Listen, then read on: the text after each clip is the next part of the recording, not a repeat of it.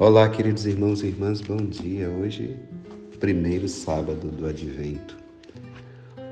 Nós, passando pela solenidade da Imaculada Conceição, nós voltamos novamente ao tempo do Advento. Vamos ouvir o Evangelho de hoje. O Senhor esteja convosco. Ele está no meio de nós. Proclamação do Evangelho de Jesus Cristo segundo Mateus. Glória a vós, Senhor. Naquele tempo, Jesus percorria todas as cidades e povoados, ensinando em suas sinagogas, pregando o evangelho do reino e curando todo tipo de doença e enfermidade. Vendo Jesus as multidões, compadeceu-se delas, porque estavam cansadas e abatidas, como ovelhas que não têm pastor. Então disse aos seus discípulos: a messe é grande, mas os trabalhadores são poucos. Pedi, pois, ao dono da messe que envie trabalhadores para a sua colheita. E chamando os seus 12 discípulos, deu-lhes poder para expulsarem os espíritos maus e para curarem todo tipo de doença e enfermidade. Enviou-os com as seguintes recomendações: e diante as ovelhas perdidas da casa de Israel, em vosso caminho anunciai, o reino dos céus está próximo, curai os doentes, ressuscitai os mortos, purificai os leprosos, expulsai os demônios, de graça recebeste, de graça deveis dar. Palavra da salvação. Glória a vós, Senhor.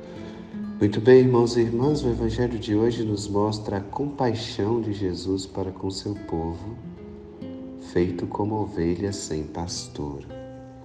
Nós vimos aqui um dia da ação de Cristo: percorria aldeias, curava, pregava e sentia diretamente o sofrimento do seu povo. É importante lembrar que Deus no Antigo Testamento preparou o seu povo e Ele, como pastor dos pastores, nos recorda no Salmo 23, o Senhor é o pastor que me conduz. Ora, por que o pastor é necessário? Porque as ovelhas são animais indefesos que podem desviar-se facilmente e nisso elas podem cair em perigos, abismos, ser atacadas por lobos.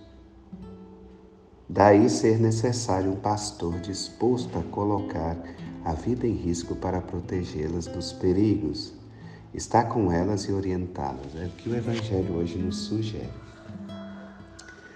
A voz do pastor é importante e a ovelha tem a capacidade de distinguir essa voz. O próprio Jesus diz: minhas ovelhas escutam a minha voz. Elas conhecem a minha voz. Então,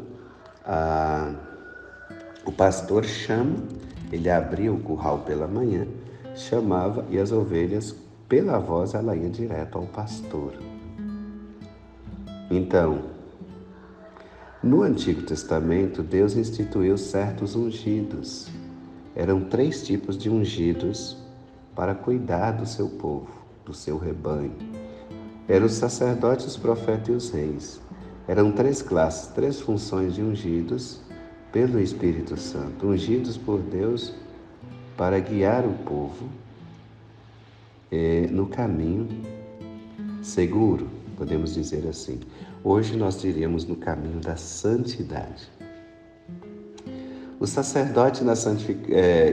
sacerdote cuidava exatamente da santificação nos sacrifícios, na oração e na intercessão. Os profetas davam ao povo a palavra que vinha diretamente de Deus. E os reis, é óbvio, eles tinham a função de governar, pondo a todos em ordem e protegendo-os dos perigos que tinham de enfrentar. Com o passar do tempo, essas funções elas foram perdendo sentido, porque, como o profeta Ezequiel traduz claramente a lamentação de Deus pelos pastores de Israel, que ao invés de servir as ovelhas, eles se serviam delas. Jesus aqui vê essa mesma realidade. Os líderes religiosos de sua época maltratavam o povo disperso como ovelhas, sem pastor, presas fáceis do inimigo.